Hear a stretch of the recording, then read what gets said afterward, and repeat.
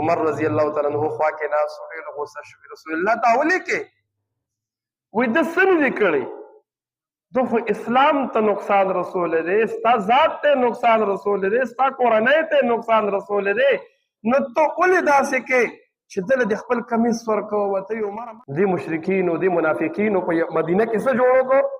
قسمه قسم ذهن سازی به خلکو له کولي چې د مدینې چې کم امن دی دا خراب شي او رسول الله مبارک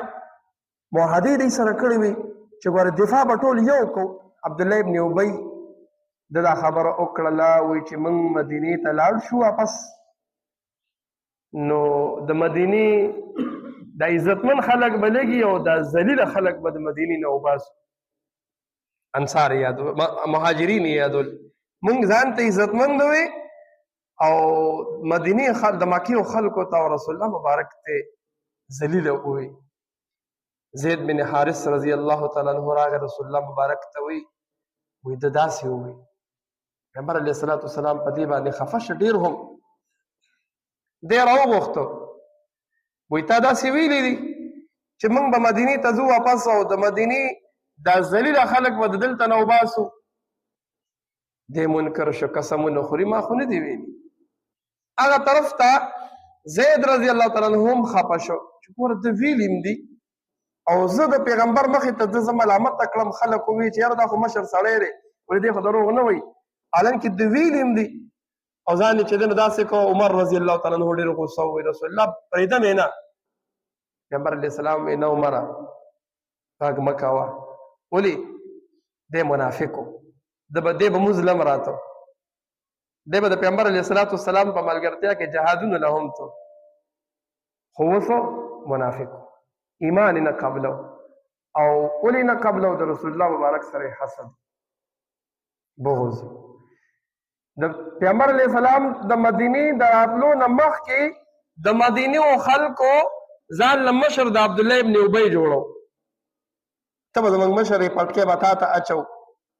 او چې څنګه رسول الله مبارک لاړ هلته کې نو خلک ټول د پیغمبر علیه السلام ملګري شو هغه یې ځان له مشر کړو دی دغه حسد اغستی و چې زما د مشري کتلې ده نو زما د ده د لاسه تلې ده نو رسول الله مبارک سر د دغې وجې حسد و چې د پیغمبر علیه الصلاة والسلام چې راغی نو خلکو هغه مشر کو او دی وروستو پاتې شو نو پیغمبر علیه الصلاة والسلام سره یې دشمني کوله نو عمر رضی الله تعالی عنہ ته رسول الله مبارک وی نه مزه ولې وی خلک به بیا وایي چې خپل ملګري وجني وی چونکې ظاهرا خدای مسلمان ځان ته وایي جماعت ته راځي جنګونو له هم ځي موږ سره کینې هم چې زموږ نه ځان له سایډ ته شي نو بیا منصوبې جوړوي نو اوس څه مه وایه ولې خلک بیا وایي چې خپل ملګري پیغام محمد خو په خپل ملګرو باندې هم ایله نه کوي او خپل مسلمانان وجني نو د ده زوی و خالص مسلمان هغه د هغه نوم عبدالله و چې خبر شو وي ښه وایي زما پلار لګېدلی دی او پیغمبر علیه الصلاة والسلام ته ذلیله ویلي دي لاړه تورې یې واغستې ده پیغمبر علیه الصلاة والسلام ته وایي زه ځم د پلار سر راوړم دله د ولې داسې کړي دي دې ته د ایماني جذبه ویلی شي پیغمبر علیه السلام وایي نه موږ په چا پلاران نه وژنو توره یې واغسته او لاړه او دا پلار یې په اس باندې سور دی او را روان دی او چې څنګه را نږدې شو نو اس یې وله ودرو راکوش خو ته خو زما زوی ما ستا دپاره کم محنتونه کړي دي په خوارو مې را لوی کړی او ته نن ما ته مخې ته ودرېږي تورې ورپسې راوباسله وایي تا دا خبره ولې کړې ده چې رسول الله مبارک دې ذلیله دی او ځان ته دې عزتمند ویلي دي ولې دې ویلي دي او تورې پسې رابوي سر ده نه ومه وایي شا به وایه وی ووایه چې زه ذلیله یم او رسول الله مبارک عزتمند دی نو دې په پلار باندې درې پیرې ووایي عبدالله ابن ابی وایي زه ذلیله یم رسول الله مبارک عزتمند دی بیا ووایه وایي زه ذلیله یم او رسول الله مبارک عزتمند دی وایي بیا ووایه وایي زه ذلیله یم او رسول الله مبارک عزتمند دی دا د صحابو هغه جذبې وې دا د رسول الله مبارک سره هغه محبت چې پلار یې مخې ته د که ته غلطه کوې نو ته مې نه یې پکار او دی همیش له د کوشش دا و ده چې څه کړي و که د رسول الله مبارک سره څومره دشمني و ده د اسلام سره که چې یو کافر ابو جهل او دغه رنګې نورو عتبه او شیبه د رسول الله مبارک سره جنگیدلی دي مخامخ په مخامخ باندې، خو د رسول الله مبارک کورنۍ نه ده چېړلې، د رسول الله مبارک ذات یې نه ده چېړلې. او دې منافق د رسول الله مبارک په ښځه په بي بي عایشې رضی الله تعالی عنها باندې تهمت لګولو.